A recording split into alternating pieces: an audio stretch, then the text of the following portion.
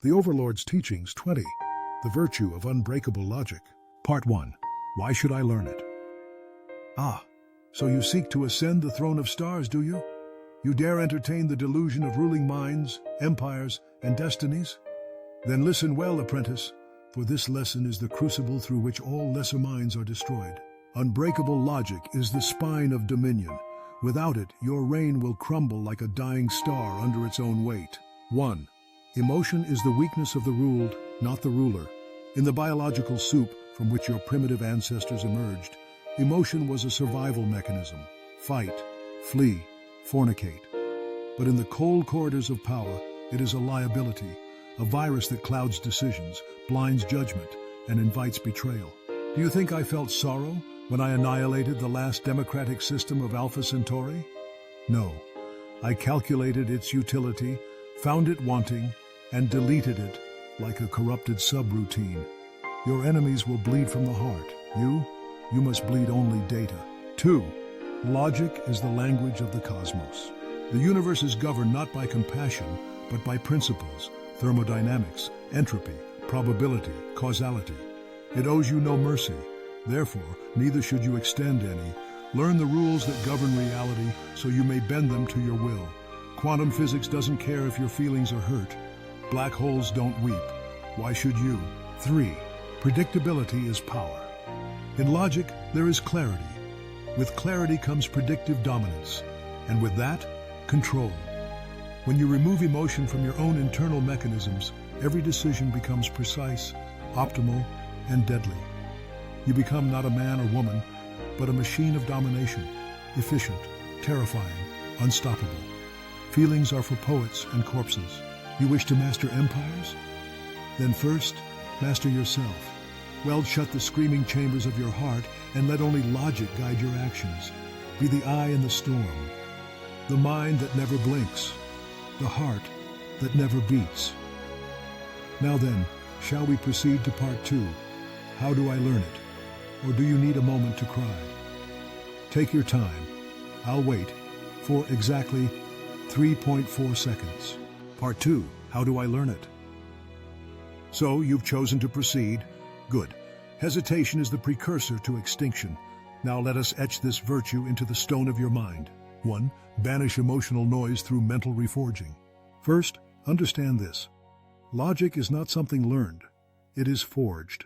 Just as iron must be purified of slag, your mind must be burned clean of instinct and sentiment. Begin by practicing Stoicism, the ancient earth philosophy that teaches the supremacy of reason over emotion.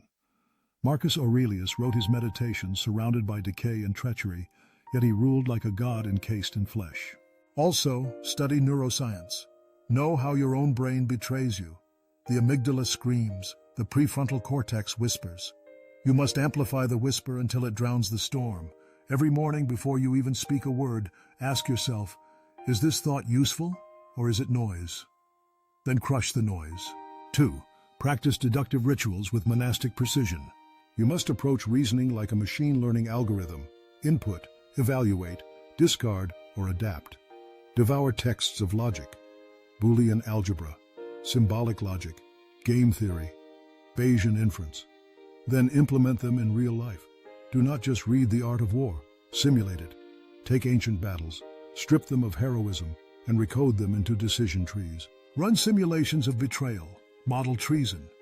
When faced with a problem, map it as variables, define probabilities, calculate outcomes, and then act. Start with chess, then move to politics. 3. Build a mind immune to panic. You must train your brain under pressure until it learns to default to logic under fire. Biofeedback, cold exposure, sleep deprivation.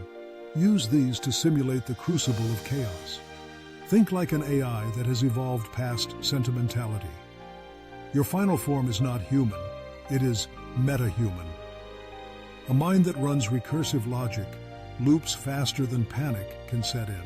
Repeat after me. Emotion is information, not command. Memorize that. Tattoo it across your neurons. Logic is your sword. It is the scalpel with which you dissect reality and the hammer with which you reshape it. Now, are you ready for part 3? How do I apply it to my benefit? Or has your emotional circuitry begun to overheat already? Part 3. How do I apply it to my benefit? Now, my aspiring shadow in the stars, we come to the part where logic ceases to be theory and becomes dominion. 1. Cut through chaos like a blade. In the furnace of war or the silence of diplomacy, logic makes you immune to confusion. When your adversaries react emotionally, panic, rage, euphoria, you remain untouched. You are not a participant in the chaos. You are the architect of it. Apply logic to decision-making under pressure. When empires crumble and lesser minds beg for mercy or act in haste, you will already have seen their next 7 moves. Remember, emotions distort judgment. Yours must distort theirs. Emotion in others is not a weakness. It is a script. Their fear, greed, pride, guilt, these are levers. If you know a man values honor, you feed him lies of betrayal. If she values love, you make her choose between the 2 things she cherishes most. With logic, you see emotions for what they are: predictable chemical routines. And what is predictable is controllable. You do not wage war for glory. You wage it with mathematics and psychology, cloaked in silk and diplomacy, until your enemy is dead, without knowing they were ever at war. 3. Become the immutable anchor. To your allies, logic makes you irrefutable. You make decisions not based on preference or pity, but on utility.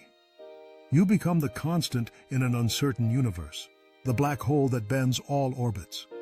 When your counsel is free of bias, when your judgments are swift, consistent, and rational, you are elevated to something more than ruler. You become law, unquestioned, unshakable. And when the time comes to break an oath, burn a world, or sacrifice a pawn, you do it with clean hands and a quiet mind, because the equation demanded it. So now you see, my chosen heir, unbreakable logic is not merely a virtue. It is your exoskeleton, your operating system, the final nail in your mortality. The flesh may waver, but logic never does.